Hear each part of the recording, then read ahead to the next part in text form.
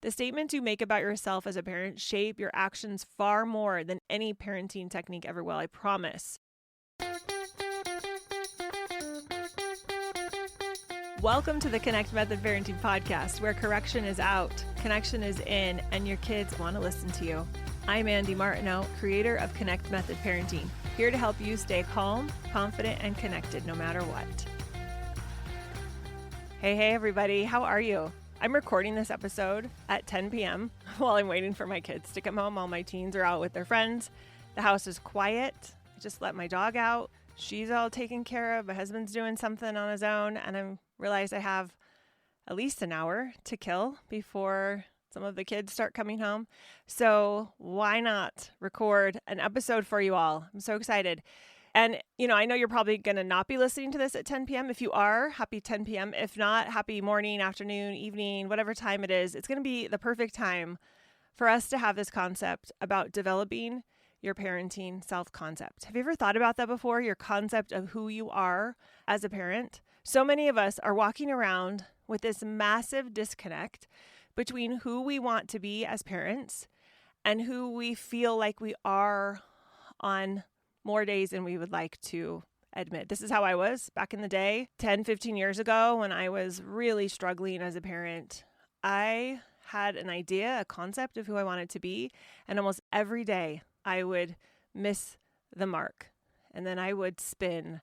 And if I had the awareness back then that I have now about my parenting self-concept and how important it was for me to think about myself a certain way, to think about my kids a certain way, I think things would have been a little bit easier. So that's why we're going to talk about it with you all, because I want it to be easier for you than it was for me. So have you ever had that moment where you've just had a misstep with your kids?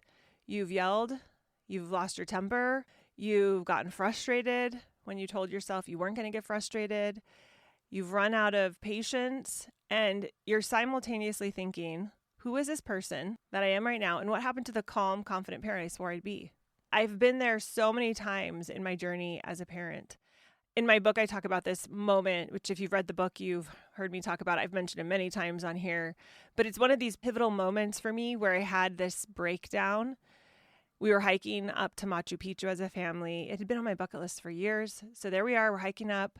My 10-year-old starts to melt down, and I start to feel so frustrated with her.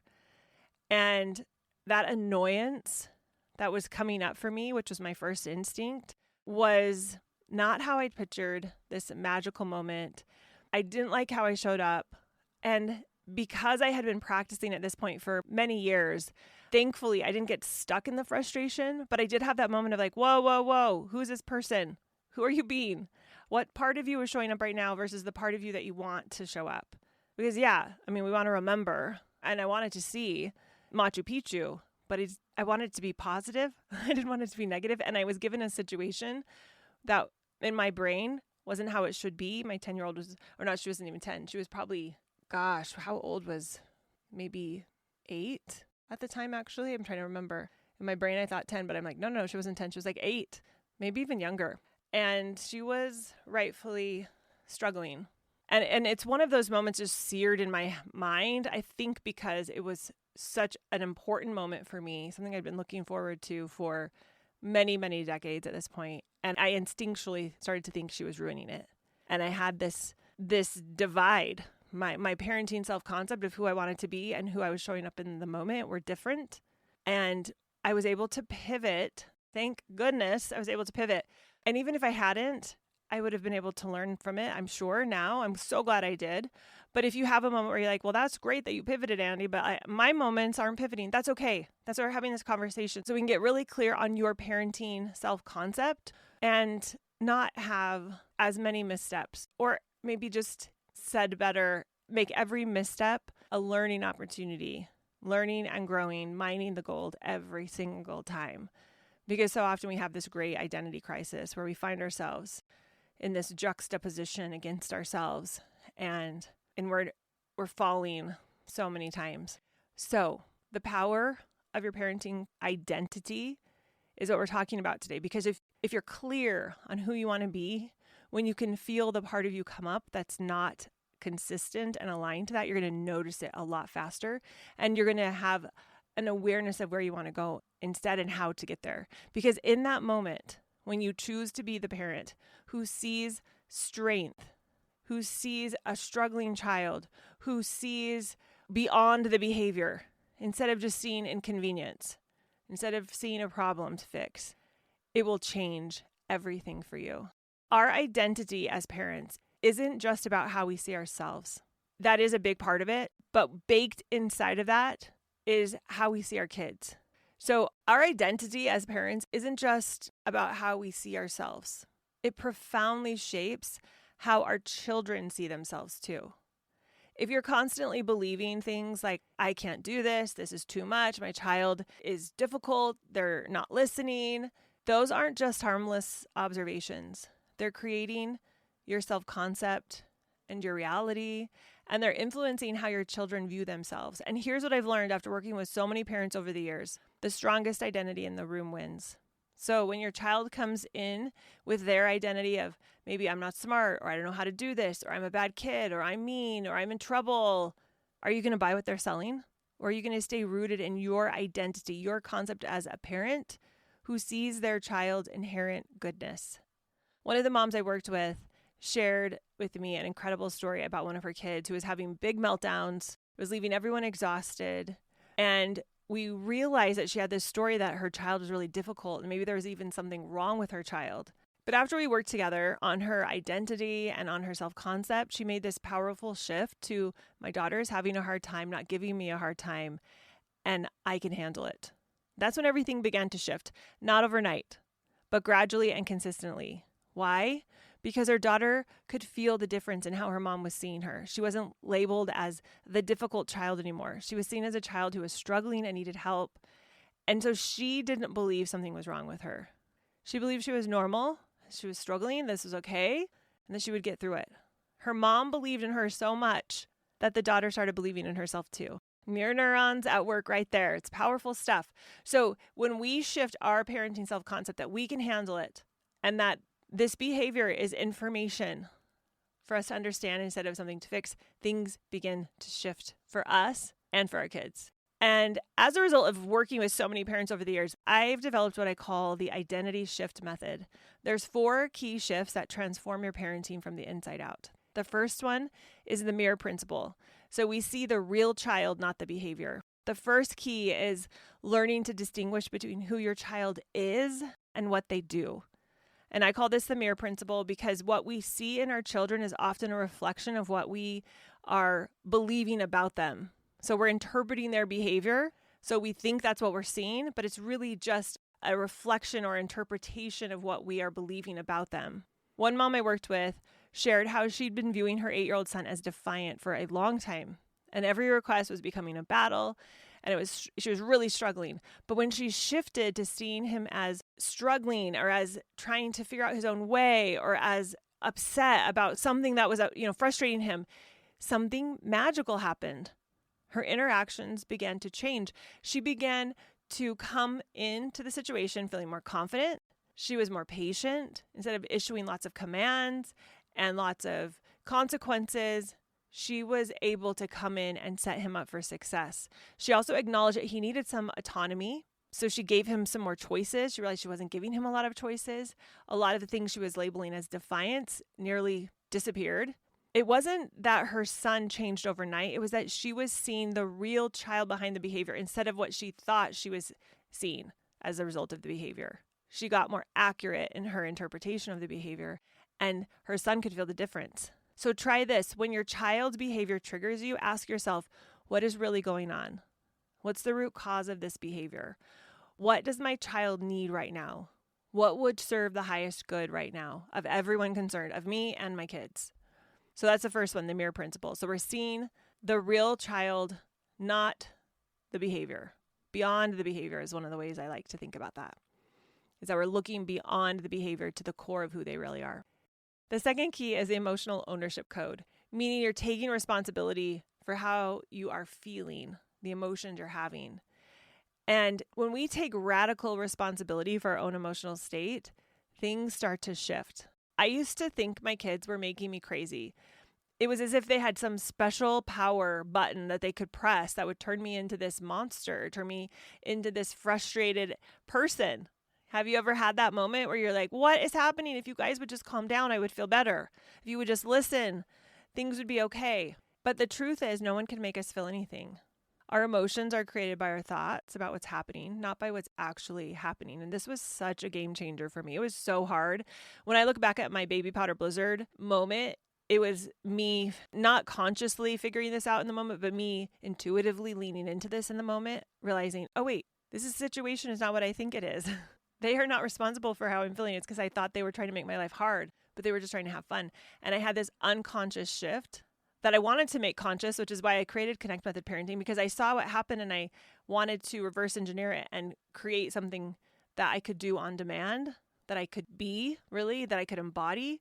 And I remember when I started to get a glimpse of what this was about, that my emotions were something that I needed to take responsibility for. Not that I am intentionally creating every emotion. We have instincts as humans. We have fears. We have a nervous system. We have triggers and all that kind of stuff. So that happens.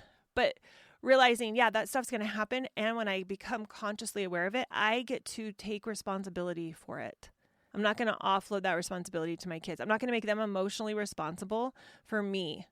They're having enough of an experience of their own. Their brains are not fully developed yet. So let me not put that burden on them. Let me take that back and do my best to take responsibility for myself so that I can show up as the best version for them.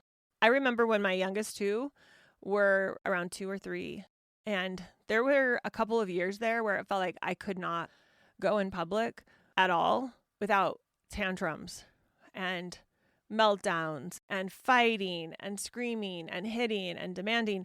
And I'd feel that rush of embarrassment. But because it happened so often and I was still figuring a lot of this out, but one of the pieces I started to put together was catching myself in my emotions and not letting them run away with me. And I had so many opportunities to practice. That's one of the things I love about parenting is we get so many opportunities to practice, whether you like it or not. You know, we want to be parents. We want our kids around us, and they're around us a lot, and they will speak their mind and they will do things that other people might not do. And so we get a lot of practice, a lot of iterations in. And I started catching myself thinking, oh, I'm feeling embarrassed because I'm thinking everyone is judging my parenting right now. And just that awareness would help me respond to my kids rather than react to my embarrassment. So I wasn't even able to get rid of the embarrassment at the moment or figure out how to, be in any other emotional state, but just recognizing, oh, I'm feeling embarrassed. I have the emotion of embarrassment in me right now because I'm worried about what other people are thinking. Just that awareness would help me respond better. So the emotional ownership code doesn't mean you don't have emotions. It doesn't mean you don't have feelings.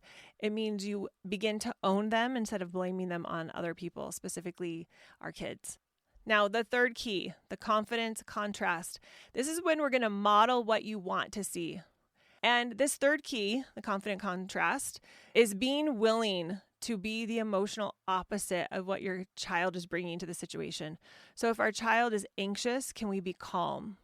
We're not saying to our child, don't be anxious, be calm. We're just coming in with an energy, with an emotion that will help them feel better, that help them process their emotions, help them feel if they need to feel that anxiety, if they need to feel that frustration. We have this calm energy so that they can process their emotions. So when they're melting down, can we stay steady? When they're doubting themselves, can we radiate confidence?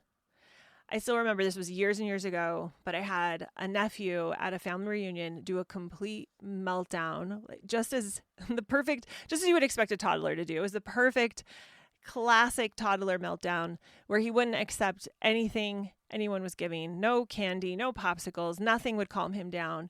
He loved some of the treats that were offered to him, but he just could not say yes to them because he was so upset. His little nervous system was in overdrive. He was super sensitive. He had lots of what I call counter will. And I learned that term from Dr. Neufeld. I think it's a brilliant term. We talk about it a lot inside of CMP Mastery, which is after you do Pivot with me, which is that 8-week boot camp. You can do a deeper dive with me, and we go into some other things. And I love how Dr. Neufeld talks about counter will, which is basically when we get to the point where we will not have anybody else's will imposed upon us. And there's lots of reasons we get to this point where we dig in our heels, where we will not be coerced, where we will not have anybody control or manipulate us. And this toddler, my nephew, was at this place. Nothing worked. And I watched his brain trying to figure out what to do. I watched his nervous system trying to sort out the situation so that he could feel safe. And one of the things that finally worked is getting down on his level and not matching his frustration, but instead having the contrast emotion come alongside of calm, steady confidence. And when that happened, he was able to finally relax. And he spent the next 10 minutes happily swinging with me on the most beautiful swing that was hooked up to a tree. We were able to get away from all of the crowd, and it was perfect. But it required a confident contrast coming alongside him with the opposite emotion he was displaying so that his nervous system could be safe, so that he could feel, his heart could feel soft, he could open up and move the emotions through. So the confident contrast doesn't mean that you're ignoring your child's feelings or the experience they're having. You're really honoring it and providing emotional stability that they need because they can't find it themselves. The fourth key is consciously declaring who you are as a parent to yourself and sometimes your children, to your spouse, to your friend, making it clear who you are and what you stand for, because words have power. The statements you make about yourself as a parent shape your actions far more than any parenting technique ever will, I promise. What you believe about yourself, what you're feeling about yourself, what you're thinking about your children, what you're feeling about them will make more of an impact than any tactic, any technique ever will. So if you are thinking about yourself and you're thinking, I'm such a mess, I can't handle tantrums, that's how you're going to show up. We declare who we are. I am a mess. I can't handle tantrums. That's going to impact how you interact with your kids. But what if instead you made this identity declaration about yourself? I'm the kind of parent who can stay calm in chaos. Or what about instead of saying, why won't my kids ever listen to me? Which I think I said a million times when my kids were little, because it was so hard having 6 kids in 8 years until I learned how to use connection instead of correction.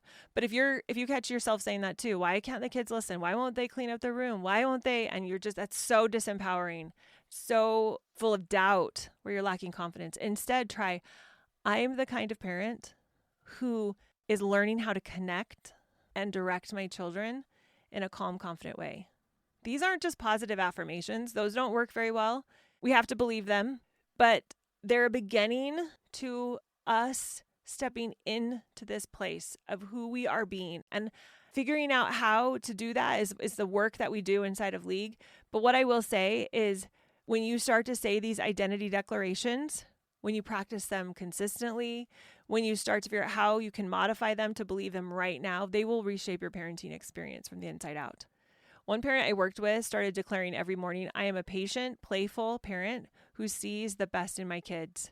And it didn't magically transform this parent overnight, but over weeks and months, she found herself naturally living more and more into that truth, being patient and playful and seeing the best in her kids, and finding evidence for that every single night also helped her really believe this new identity of who she was becoming.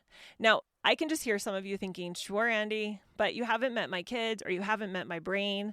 Trust me, I get it. I have a pretty mean critic that lived inside of my brain for most of my life that went unchecked, that I've had to become friends with and asked to take a backseat in the bus so it's not driving anymore. But I get the mean critical voice in your head. I've had one. I have one that I still get to go through life with. It's not going away completely, but it definitely doesn't bug me like it used to.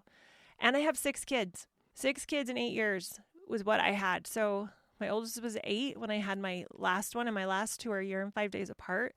And I love them dearly, and I don't want anything to change about any of it. But they gave me plenty of opportunities to practice these beliefs.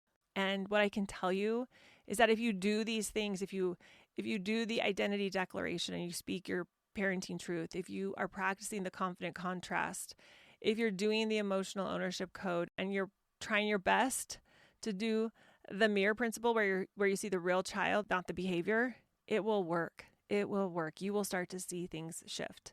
So let me break down a little story that you may have heard again. It's from my book, where I tell this story about one of my teenagers who comes home from visiting a friend in a different state. We had just moved across state lines. We did this during COVID.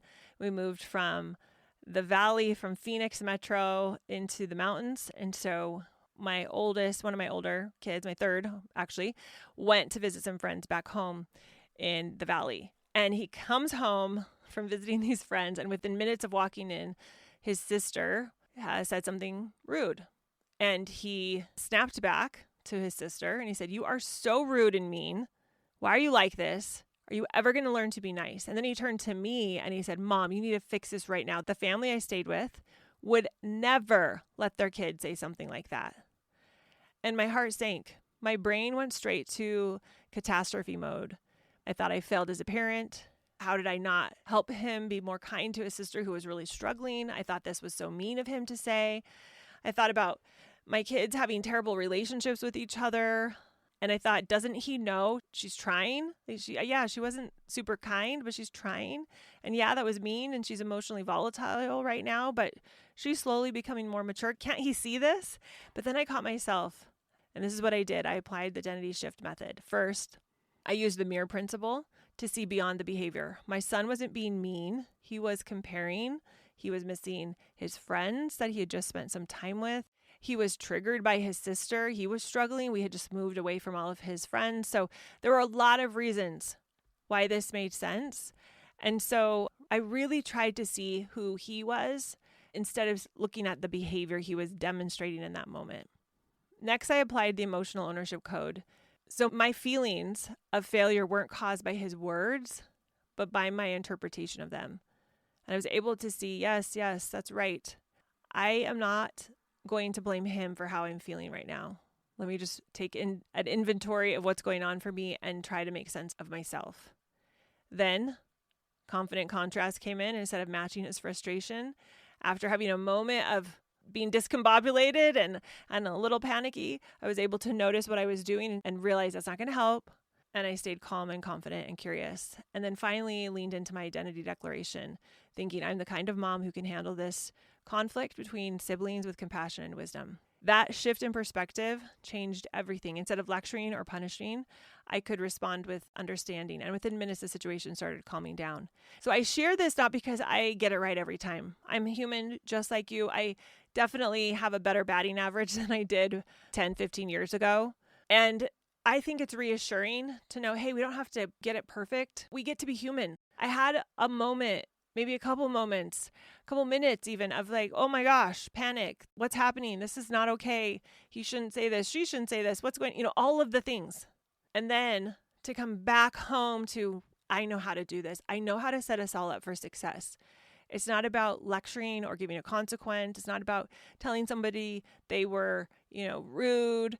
It's about coming alongside. It's about seeing beyond the behavior. It's about owning my emotions.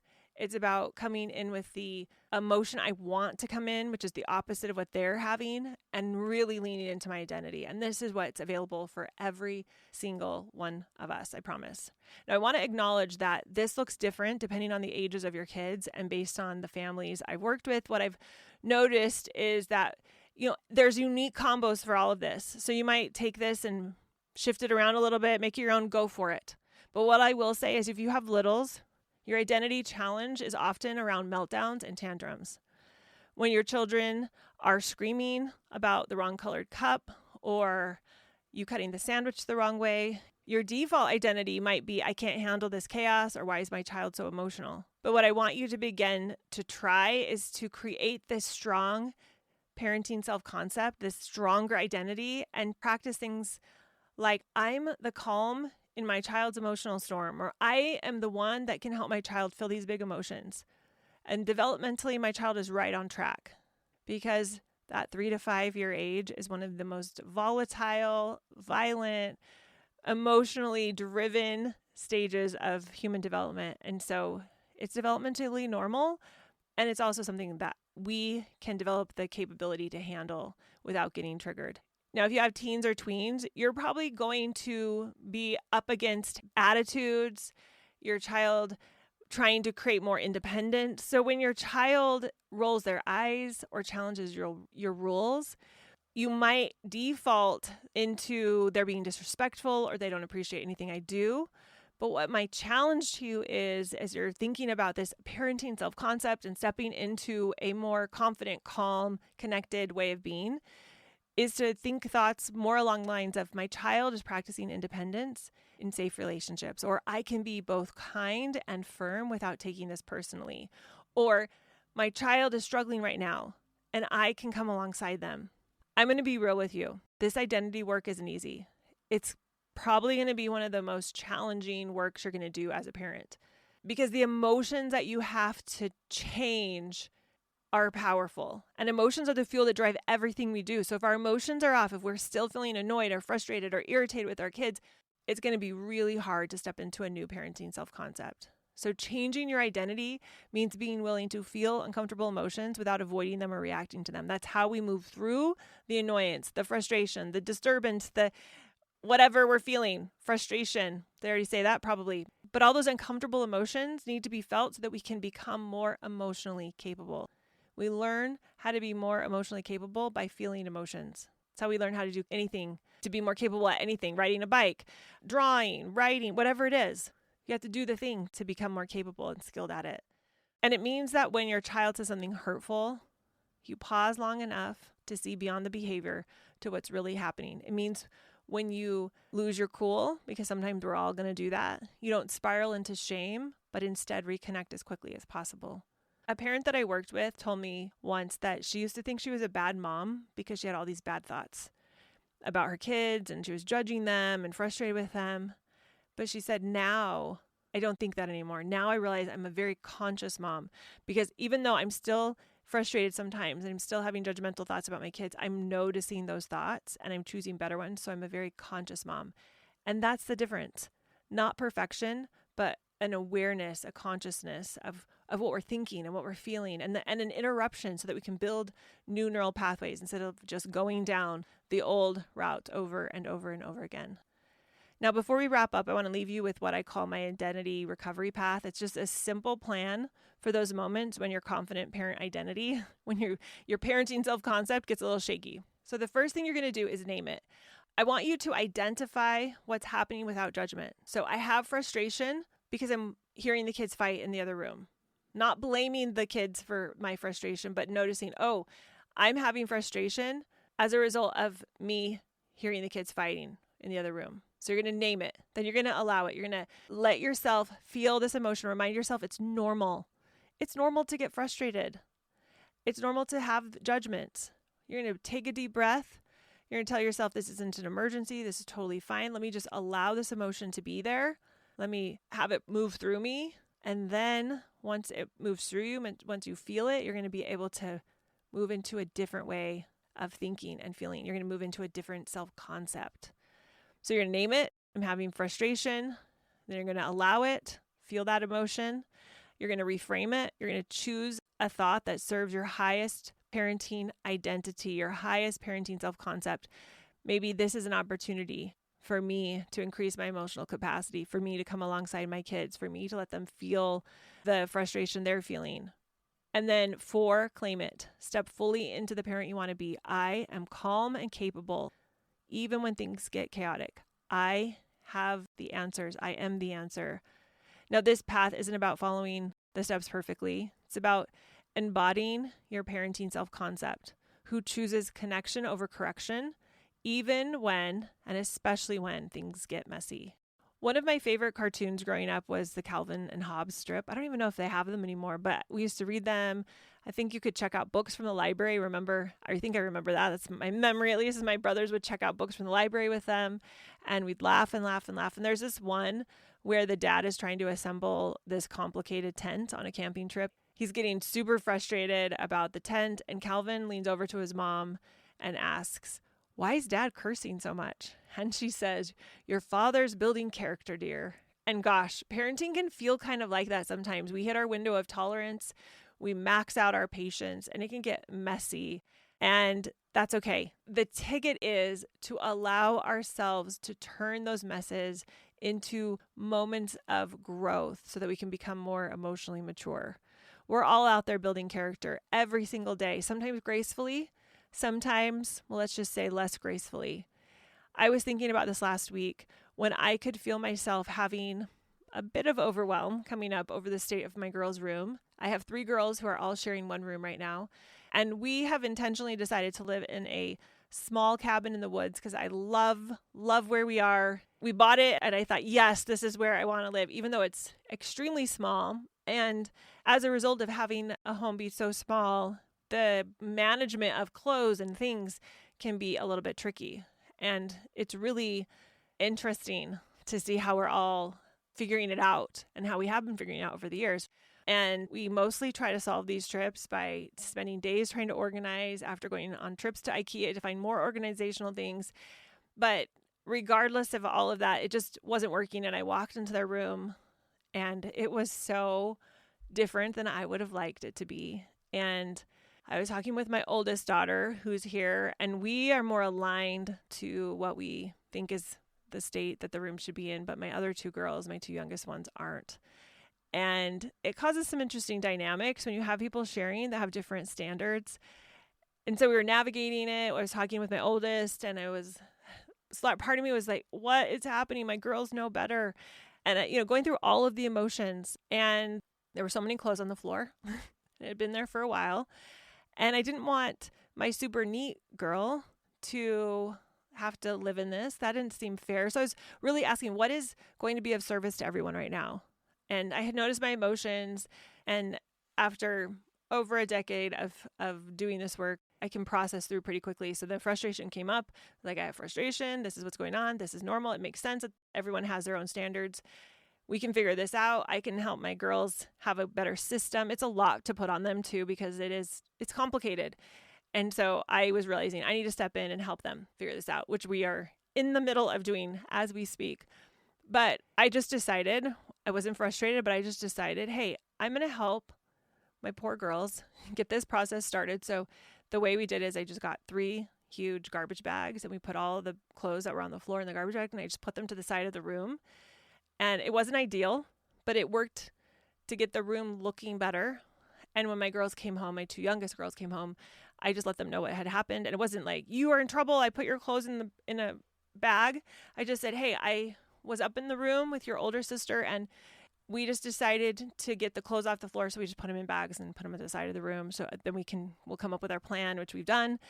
The room is in like a construction phase right now. I feel like, where we're figuring it out, and it's gonna come out good on the other side. But we're trying to figure out the ins and outs of how to navigate all the girls in one room without a really proper closet right now.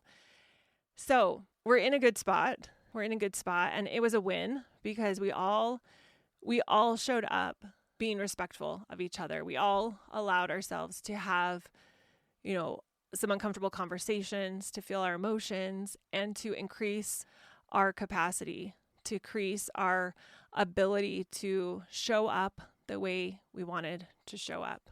So it was a win, a total win. And it reminded me of something that I love that Nelson Mandela said. I think this is pretty close to what he said. I never lose. I either win or learn.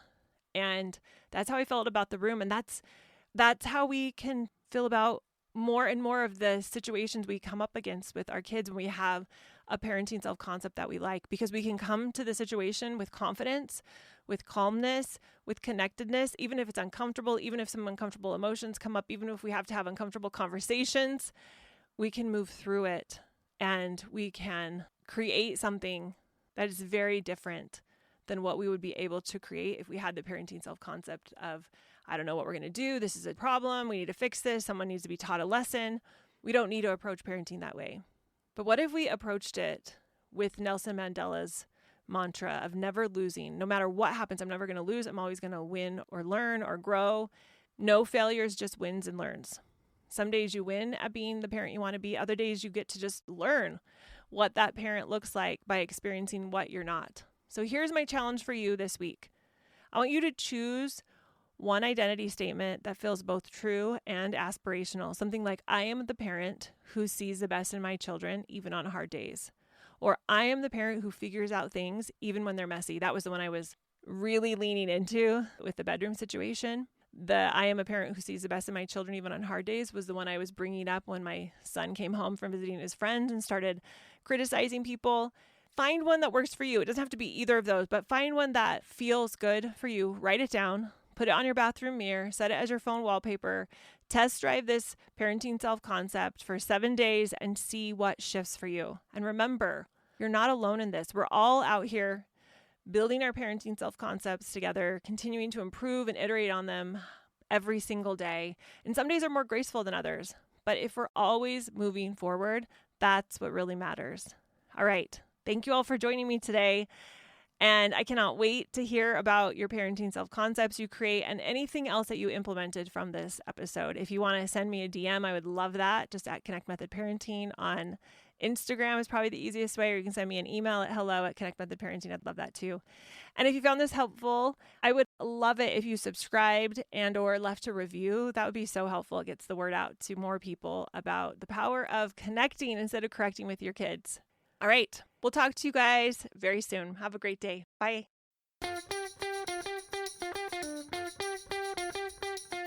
Thanks so much for listening, you all. If you are ready to learn more about Connect Method Parenting, if you've been listening to the podcast and you think, ooh, I'd love to be able to implement this in my life and with my parenting more, then check out Pivot. It's my 8-week program where we deep dive into learning and implementing Connect Method Parenting so that you can take this information and transform your parenting journey. Head over to connectmethodparenting.com to find out when the next group starts.